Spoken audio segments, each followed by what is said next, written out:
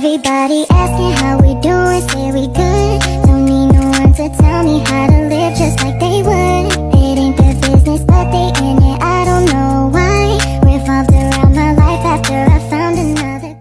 Oke baik, bismillahirrahmanirrahim. Assalamualaikum warahmatullahi wabarakatuh. Waalaikumsalam warahmatullahi wabarakatuh. Nah, jadi bagaimana kabarnya hari ini anak-anak? Alhamdulillah baik Ibu. Alhamdulillah ya, semoga kita selalu diberikan kesehatan oleh Allah Subhanahu Wa Taala. Nah sebelum memulai, ada baiknya kita berdoa bersama dulu ya. Siapa yang bisa memimpin doa bersama? Saya Bu, yang mulai. Silakan Nak. Baik teman-teman sekalian, sebelum kita memulai layanan bimbingan kelompok pada hari ini, ada baiknya kita berdoa sesuai dengan agama dan kepercayaan kita masing-masing. Berdoa dimulai. Selesai. Nah jadi sebelum mulai layanan kali ini, nah jadi mungkin kita bisa melakukan ice breaking dulu ya. Karena kalian baru bertemu, belum mengenal satu sama lain dan tentunya belum saling kenal kan. Jadi karena tak kenal maka tak sayang dan tak sayang maka tak cinta. Jadi ice breaking itu sekalian memperkenalkan diri, hobi dan mata pelajaran favorit kalian. Nah jadi nanti dimulai dari yang baju hijau, nah memperkenalkan. Terus selanjutnya yang baju pink itu mengulang siapa namanya, apa mata pelajaran favoritnya dan hobinya apa. Nah selanjutnya begitu ya sampai habis. Oke. Nah yang salah nanti umumnya menyimpulkan ya. Oke. Baik, dimulai dari. Oke, baik Ibu, perkenalkan nama saya Alia Nurdia Hamzah, biasa dipanggil Alia, dan mata pelajaran yang saya senangi itu bahasa Indonesia dan bahasa Jerman. Hobinya baca novel. Ya, selanjutnya. Silahkan diulang. Baik, jadi namanya itu Alia, mata pelajaran favoritnya itu bahasa Indonesia dengan Jerman, dan hobinya itu membaca novel, Bu. Nah, silakan. Baik, perkenalkan nama saya Mutiara Sabila SD. Mata pelajaran kesukaan saya itu seni budaya dan bahasa Inggris, dan hobi saya itu memasak, Bu. Silakan. Lagi dari Alia, Ibu? Enggak, dari ya.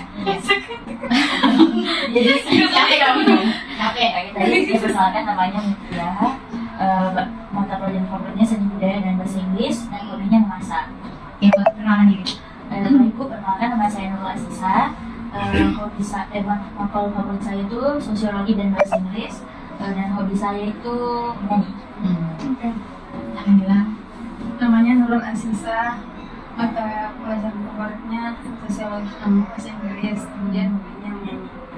Perkenalan diri. Kenalkan Bu, nama saya Sabila, bisa dipanggil Caca.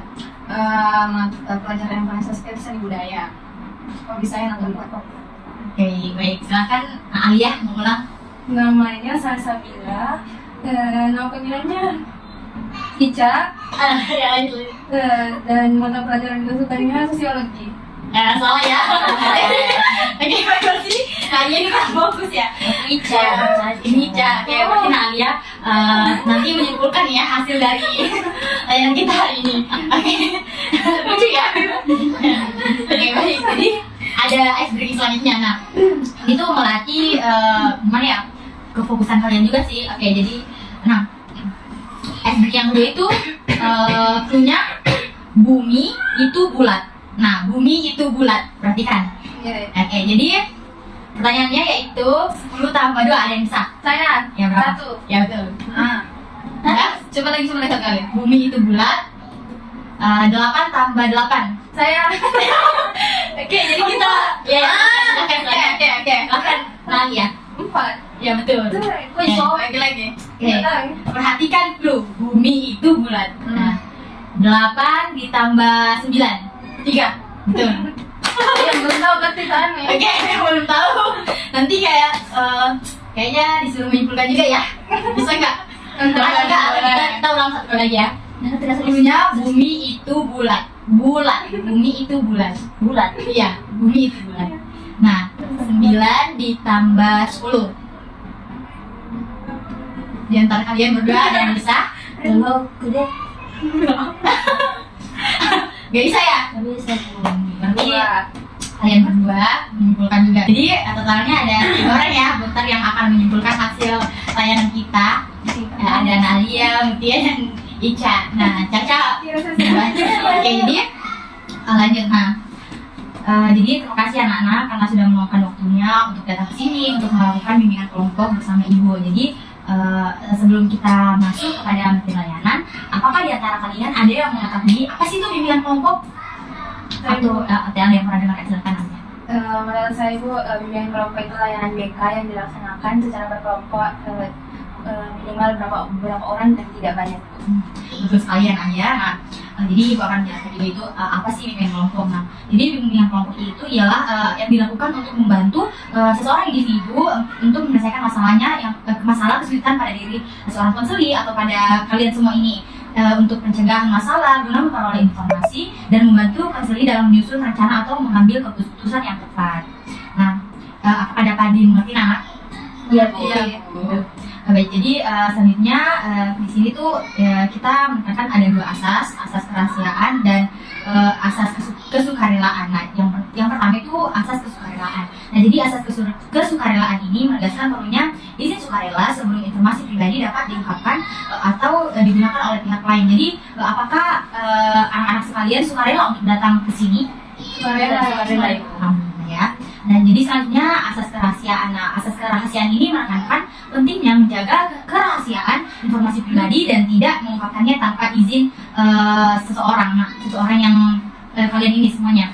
Nah, jadi jika ada rahasia di antara salah satu dari kalian, jangan ada yang disebarluaskan ya. Iya. Nah, jadi topik layanan yang akan Ibu bawa itu yaitu belajar dengan cara menyenangkan untuk mendatang motivasi kalian.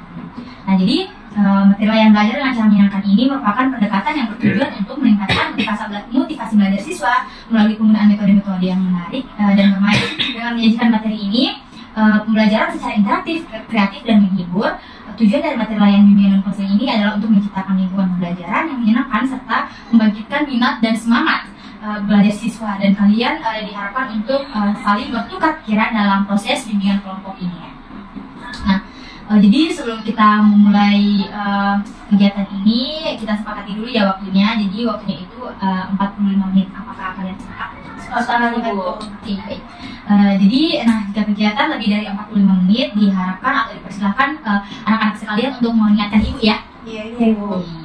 Nah, baik, langsung saja masuk ke materi pertama. Jadi, apakah kalian pernah mendengar apa sih itu belajar dengan cara menyenangkan?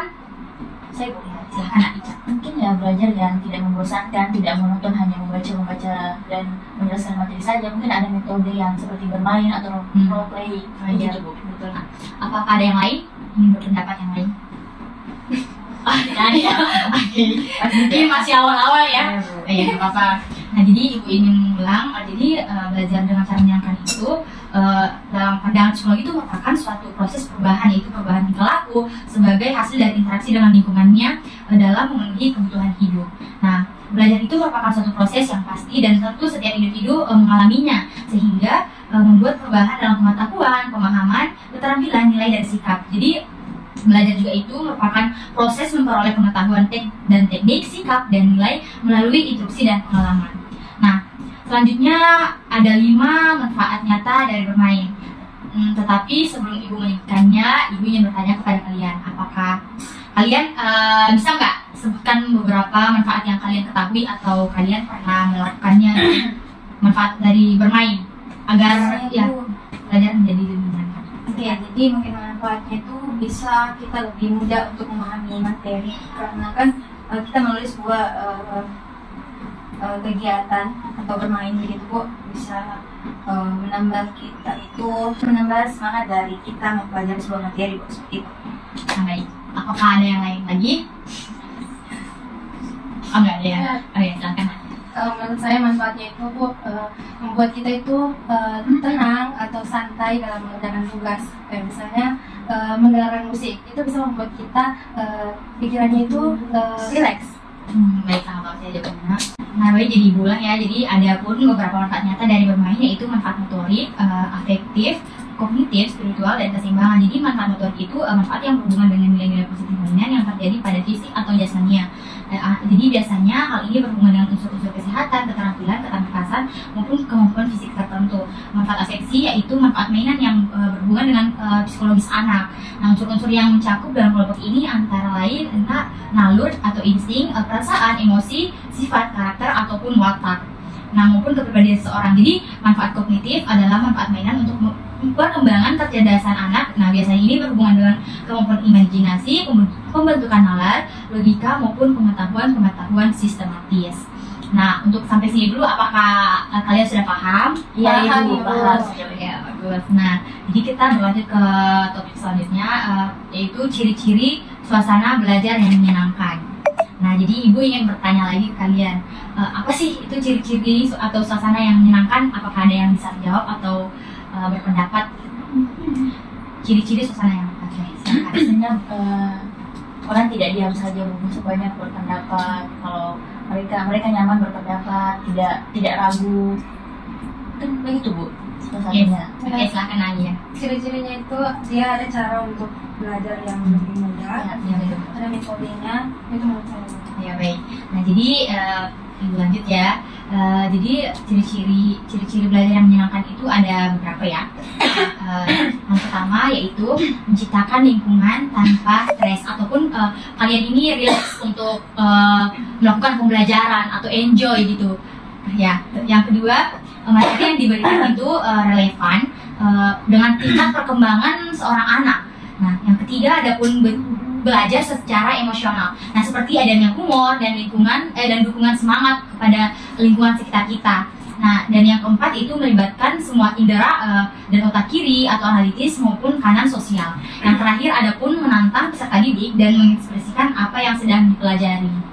Nah, jadi ada pun ciri-ciri suasana belajar yang tidak menyenangkan. Nah, mungkin dari kalian pasti sering mengalami itu atau sering merasakan suasana belajar yang tidak menyenangkan. Nah, apakah di antara kalian bisa menyebutkan apa sih itu ciri-ciri belajar yang tidak menyenangkan? Silakan Aisyah. Kalau suasana di kelasnya tuh Bu, ribut, kayak apa sih, berisik ya, tapi ada juga yang positif, kayak kalau ditanya itu diam-diam saja. Coba, apakah ada yang lain? Coba Ibu. Ya, silakan Adia. Menurut saya Ibu, ciri belajar yang tidak menyenangkan itu meja belajarnya yang tidak kondusif atau berantakan. Terus juga suasana kamar yang kotor, itu bisa membuat kita belajarnya itu tidak menyenangkan. Iya betul. Nah, Mutia, apakah ada pendapatnya atau pengalaman gitu? Apa tadi? Nah, jadi pertanyaannya itu ciri-ciri suasana belajar yang tidak menyenangkan. Menurut saya Ibu, suasana yang tidak menyenangkan itu lingkungan yang tidak kondusif itu. Jadi seperti orang-orangnya di sekitar itu ribut dan membicarakan hal-hal yang seharusnya tidak dibicarakan itu seperti itu. Iya betul sekali. Nah, Ica, apakah ada? Baik, mungkin saya dari gurunya Bu. Cara penyampaiannya yang monoton, hanya yang berpatokan pada buku. Jadi yang dibaca itu kayak hanya kita kayak membaca, tidak dapat apa dari yang dijelaskannya Bu. Oh iya. Baik, jadi pendapat kalian semua sangat bagus ya. Nah, itu artinya kalian benar-benar memperhatikan gimana sih ciri-ciri suasana belajar yang tidak menyenangkan di kelas. Nah, benar dari jawaban kalian tadi, ciri-ciri suasana belajar yang tidak menyenangkan itu ada pun tak tekan. Nah, siswa itu kadang merasa tertekan jika diberikan mata pelajaran mungkin menurutnya sulit. Tapi itu sebenarnya tidak sulit, cuman dia tidak ingin belajar dengan baik lagi. Nah, terus ada pun perasaan terancam, perasaan menakutkan, atau merasa tidak berdaya di dalam kelas dan tidak bersemangat. Nah, yang tidak bersemangat itu gimana ya? Mungkin banyak ditemukan ya di kelas-kelas lain gitu, banyak yang tidak bersemangat untuk mengikuti pelajaran atau bahkan tidur di kelas. Nah gitu. Terus ada pun malas atau bahkan tidak berminat mengikuti pembelajaran di kelas. Nah, ini tuh banyak ditemui ya mungkin di sekolah lain juga banyak ataupun kelas-kelas lain, dan juga jenuh dan bosan. Nah, ini tuh paling banyak banget ya ditemui di kelas, jenuh dan bosan, bahkan kadang sudah tidak ada yang memperhatikan gurunya, bermain game ataupun seperti yang Ibu bilang tadi, tidur di kelas. Nah, iya, makan di kelas juga, betul sekali. Nah, iya betul. Jadi terus nah, seperti yang Aicha katakan tadi, suasana pembelajaran yang monoton. Nah, betul. Nah, kadang siswa itu butuh pembelajaran yang asik dan seru, seperti ya dibarengi dengan games agar siswa-siswa itu semangat dan tidak mengantuk. Nah, ataupun ada pun yang apa ya, cara menjelaskan gurunya itu tidak menarik atau kayak ya itu aja ya, sama monoton gitu. Nah, itu yang menyebabkan suasana belajar tidak menyenangkan di kelas. Nah, selanjutnya ada pun strategi belajar dengan menyenangkan. Nah, sebelum lanjut ke situ, Ibu ingin bertanya lagi kepada kalian, apakah kalian tahu gimana sih strategi belajar dengan cara menyenangkan? Nah, silahkan kalian jika ada yang tahu atau bisa memberikan pendapatnya ke Ibu. Silahkan ya. Kalau saya sendiri Bu, strategi saya agar belajar saya lebih menyenangkan, saya belajar sambil mendengarkan musik yang membagikan semangat, bukan tuh musik galau. Iya, betul ya. Jadi kita tuh harus memutar musik-musik yang happy. Betul Bu, kayak contoh lagu Nagita Randini. Betul, kupu-kupu. Nah, itu lagu baru. Iya, bagus. Ibu juga suka ya? Iya. Kamu juga suka Tiara? Suka. Oh, bagus. Iya, bagus ya. Nah, selanjutnya apakah ada yang ingin memberikan gimana sih pendapatnya, gimana sih strategi belajar menyenangkannya untuk versi diri kalian sendiri? Saya Bu. Silakan Alia. Kalau saya itu kayak kalau buat catatan pembelajaran itu saya kasih desain gambar warna-warni juga supaya lebih lebih menarik. Iya, mulai banget. Bagus. Selanjutnya Mutia, saya Bu. Iya, silakan. Nah, kalau saya Bu, biasanya sebelum saya belajar itu biasanya saya rapikan dulu rak-rak buku saya karena saya biasa mumet Bu kalau lihat rak-rak itu berantakan, jadi belajar saya itu juga terganggu Bu seperti itu. Jadi saya harus merapikan punya terlebih dahulu. Oh iya betul ya, karena rapi juga ini ya, kalau misalnya belajar atau rak-rak buku rapi itu kayak membangkitkan semangat kita untuk belajar ya. Betul. Nah, silakan Caca, apakah ada strategi belajar menurut? Kalau saya sih Bu, kan kalau di rumah itu berisik, jadi saya biasanya itu ke perpus kalau kerja tugas, karena di situ lebih enak dan lebih nyaman juga karena banyak fasilitas yang sangat memadai Bu. Oh iya, jadi Caca ini kayak tipe orang yang tidak menyukai kebisingan ya kalau untuk belajar, lebih fokus kalau iya, di tempat yang tenang juga. Iya, bagus ya. Semua strategi kalian tuh sangat bagus dan yang memang seperti itu ya, biasa strategi agar meningkatkan belajar dengan cara menyenangkan. Nah, jadi intinya strategi pembelajaran itu suatu pendekatan pengajaran dalam mengelola kegiatan pembelajaran untuk menyampaikan materi secara sistematis sehingga menghasilkan hasil belajar yang tertentu dan lebih menyenangkan. Nah, di samping itu dapat diartikan sebagai cara atau metode belajar kita itu menjadi lebih, ya seperti yang bilang tadi, lebih menyenangkan, meningkatkan keinginan untuk kita belajar.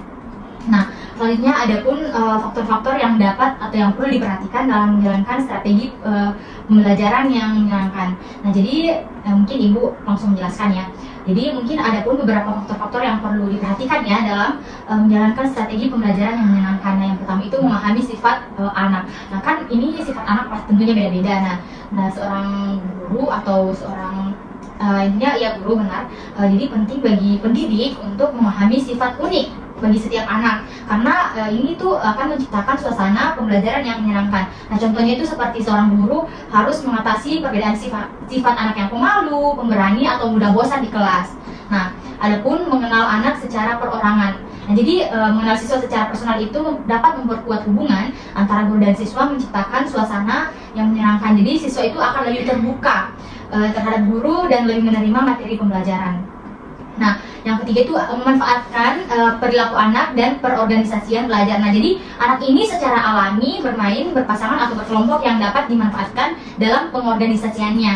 Nah, jadi dalam kerja kelompok juga ini dapat meningkatkan interaksi dan pembelajaran lebih efektif. Nah, apakah di antara kalian, menurut kalian gimana kalau misalnya belajar secara mandiri atau berkelompok? Nah, mungkin di antara kalian bisa berpendapat gimana sih perasaannya jika pembelajarannya itu berkelompok? Apakah lebih menyenangkan atau gimana? Silakan. Tentu saja lebih menyenangkan Bu, karena kan kalau kelompok bisa ketemu sama orang, bisa bertanya sama orang, jadi kita lebih banyak dapat saran dan juga masukan. Nah, bagus ya. Apakah ada lagi? Saya Bu. Ya, sebenarnya kurang lebih sama seperti Caca tadi. Dan kalau berkelompok itu kalau mungkin ada yang kita kesusahan, kita bisa langsung bertanya Bu, tanpa segan bertanya sama teman. Karena kalau biasa sendiri tuh kayak pusing sendiri, biasanya tuh lebih memilih dan nanti pilih kerja. Kalau saya begitu, lebih suka berkelompok daripada kerja sendiri. Iya betul ya. Nah, Ica dan Caca, apakah ada lagi? Oke, silakan. Nah Bu, jadi kalau saya itu lebih senang untuk mandiri Ibu, karena saya itu cenderung orang yang malu dan introvert, jadi susah sekali untuk bersosialisasi. Jadi saya lebih senang untuk mandiri, belajar secara mandiri Bu, seperti itu. Nah, silakan Alia. Oke Bu, jadi saya itu suka belajar dengan cara berkelompok karena seperti saat ini kita berkelompok, kita bisa berdiskusi apa yang kita tidak ketahui dan kita dapat ide dari teman-teman terkait apa yang kita belum jelas. Misalnya tugasnya kita belum ketahui, itu bisa kita tahu dalam kelompok. Nah betul ya, jadi ini Nak dia tipe introvert ya. Nah Caca, Ica dan Nadia ini lebih senang berkelompok. Nah jadi itulah mungkin manfaat seperti bimbingan kelompok saat ini. Nah seperti itulah jika berkelompok, kalian saling memberi pendapat, saling bertanya satu sama lain, gitu, saling membangun hubungan antara sesama, ya gitu ya. Nah selanjutnya adapun mengembangkan kemampuan dalam berpikir kritis, kreatif, dan memecahkan suatu masalah. Jadi pembelajaran yang menyenangkan itu harus mendorong pengembangan kemampuan berpikir yang lebih luas, termasuk kritis, kreatif, dan solusi oriented. Nah bukan hanya peningkatan kemampuan kognitif semata. Nah adapun yang kelima yaitu, nah ini tuh salah satu hal yang penting juga dalam membangun belajar dengan cara yang menyenangkan, yaitu mengembangkan ruang kelas sebagai lingkungan belajar yang menyenangkan. Nah, jadi ruang kelas itu sangat berpengaruh ya dengan untuk meningkatkan suasana belajar kita menjadi menyenangkan. Nah, jadi ruang kelas yang menarik itu dengan pajangan hasil karya siswa dapat menciptakan lingkungan pembelajaran yang menyenangkan dan dapat memberikan inspirasi dan memotivasi siswa. Nah, adapun yang ketujuh itu memberikan umpan balik yang baik. Jadi memberikan umpan balik yang berkreatif adalah cara untuk membantu siswa meningkatkan kualitas belajar mereka. Terakhir yaitu dapat membedakan antara aktivitas fisik dan aktivitas mental. Jadi aktivitas mental yang aktif adalah hal yang lebih diutamakan dalam pembelajaran. Nah, termasuk bertanya, mempertanyakan gagasan, dan juga mengungkapkan sebuah pendapat. Nah, itu saja ya faktor-faktor. Apakah kalian sudah mengerti beberapa faktor-faktor di atas yang tadi Ibu jelaskan? Iya, Ibu mengerti ya Bu. Baik ya. Jadi setelah Ibu menjelaskan atau memaparkan materi bimbingan kelompok kita pada hari ini, nah selanjutnya itu Ibu ingin membagikan LKPD dulu kepada kalian.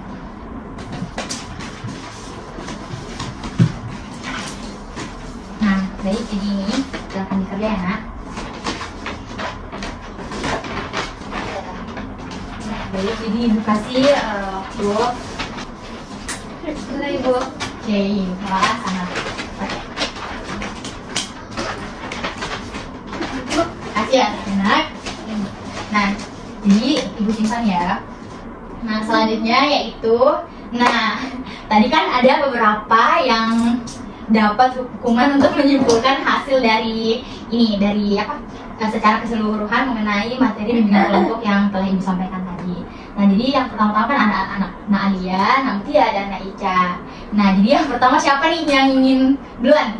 Saya. Silakan Alia. Oke, yang tadi sudah Ibu jelaskan itu ada ciri-ciri dari cara belajar menyenangkan, terus ada strategi cara belajar menyenangkan, dan bagaimana itu cara belajar dengan cara menyenangkan dan belajar dengan tidak menyenangkan. Kemudian juga ada langkah-langkah dengan cara menyenangkan itu seperti apa. Nah, saya sudah pahami, dan cara menyenangkan itu sangat diperlukan untuk seperti kita mendengarkan musik atau pokoknya ada metode yang kita lakukan, terapkan pada diri kita. Mungkin itu dari saya Bu. Ya betul sekali Alia. Selanjutnya nanti ya boleh menyimpulkan mengenai materi yang Ibu sampaikan tadi. Baik Bu, jadi yang bisa saya simpulkan bahwa belajar dengan cara menyenangkan itu sangat penting ya untuk proses pembelajaran kita agar memudahkan kita memahami semua materi agar tidak merasa bosan dan jenuh. Jadi kita perlu mempunyai metode untuk mencegah dari kejenuhan tersebut. Seperti yang dibilang tadi Alia, mendengarkan musik, atau kita bisa membersihkan kamar kita terlebih dahulu, membersihkan rak, atau kita juga bisa menjauhi lingkungan-lingkungan yang berisik atau ribet Ibu. Baik, mungkin hanya itu Ibu. Baik, terima kasih Nak Mutia, sangat bagus ya. Silakan Nak Ica. Baik Ibu, dari apa yang dijelaskan tadi selama layanan bimbingan kelompok ini mengenai cara belajar yang menyenangkan, pastinya setiap orang itu berbeda bagaimana dia membangun suasana cara belajar yang menyenangkan. Seperti tadi Muti berbeda kalau dia lagi suka sendiri, saya Alia dan Caca lebih suka belajar secara berkelompok. Tapi itu semua dilakukan untuk bagaimana menghasilkan belajar yang lebih efektif. Jadi cara belajar menyenangkan itu. Intinya setiap orang memiliki cara belajar, strategi belajar yang berbeda. Iya betul sekali ya. Terima kasih ya Naica, Alia dan Mutia dan Caca juga ya. Terima kasih. Jadi untuk kesimpulan kalian itu sudah sangat bagus ya. Itu artinya kalian sangat memperhatikan apa yang ibu sampaikan tadi. Nah, jadi kesimpulan kalian itu mengenai pentingnya pembelajaran yang menyenangkan itu ya sangat relevan dengan kehidupan kita sehari-hari. Jadi ibu ingin menambahkan bahwa ketika pembelajaran itu menjadi menyenangkan, itu akan memotivasi diri sendiri untuk lebih belajar dengan giat dan otomatis motivasi untuk belajar kita itu meningkat dan pada gilirannya akan memperkuat pemahaman dan retensi materi. Nah, jadi hal ini tuh dapat menunjukkan pemahaman yang kuat itu tentang bagaimana sih memfasilitasi pembelajaran yang efektif. Nah, baik, jadi setelah melalui sesi bimbingan kelompok ini, untuk kelompok hari ini, jadi ibu ingin menyampaikan pesan bahwa kolaborasi di antara kalian semua dan komunikasi antara kalian itu sangat mengesankan ya. Karena pastinya kalian tadi awalnya dari berbeda-beda kelas, tidak saling mengenal, tetapi dengan bimbingan kelompok ini kalian saling memperkenalkan diri dan saling mengenal satu sama lain, memberikan pendapat satu sama lain dan membangun komunikasi yang baik. Jadi pesan ibu adalah untuk terus menjaga semangat kalian ya, kalian harus tetap semangat dan menerapkan tadi beberapa strategi untuk belajar yang menyenangkan itu, menerapkannya dalam kehidupan sehari-hari. Nah, karena kerjasama itu adalah kunci keberhasilan. Jadi harapan ibu bahwa kalian dapat terus mengembangkan keterampilan sosial, emosional, dan serta meningkatkan kualitas hubungan antar sesama kalian. Nah baik, jadi selanjutnya ibu akan meminta kalian untuk mengisi lembar evaluasi proses dan evaluasi hasilnya. Diharapkan kalian mengisi dengan baik. Nah ya, kasih ya. Jadi kasih waktu ya untuk mengisi. Silakan untuk mengisi dengan baik.